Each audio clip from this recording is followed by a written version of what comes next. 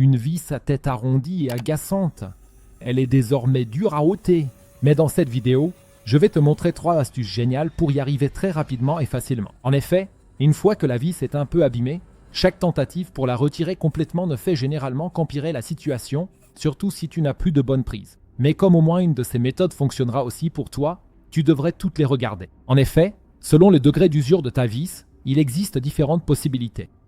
La première, par exemple, serait d'utiliser un élastique épais comme celui-ci. Il est important que l'élastique soit un peu plus épais. Si tu le poses simplement sur la vis, puis que tu utilises la visseuse électrique ici et que tu essaies de la dévisser lentement, tu pourras la desserrer un peu au début, puis finir par la retirer complètement. Si cela ne fonctionne pas, tu pourrais par exemple aussi utiliser un feutre pour vêtements comme celui-ci, qui est généralement un peu plus épais. Ici, tu dois alors appuyer fermement avec la visseuse électrique pour bien traverser le feutre et ainsi pouvoir retirer la vis lentement. Ces 2 astuces fonctionnent dans la plupart des cas. J'ai ainsi toujours réussi à retirer chaque vis que j'avais auparavant un peu abîmée. Si tu as une vis Torx, il existe encore une autre astuce géniale. Pour cela, il te suffit de prendre un embout d'une taille supérieure à celui qui va normalement dans la vis, puis de l'enfoncer dans la vis à l'aide d'un marteau.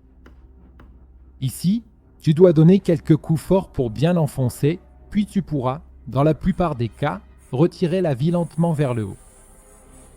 Et si tu veux maintenant savoir pourquoi tu devrais absolument coller des patins en feutre sur tes fenêtres et tes portes, regarde aussi la vidéo que tu vois maintenant à l'écran. Clique directement dessus.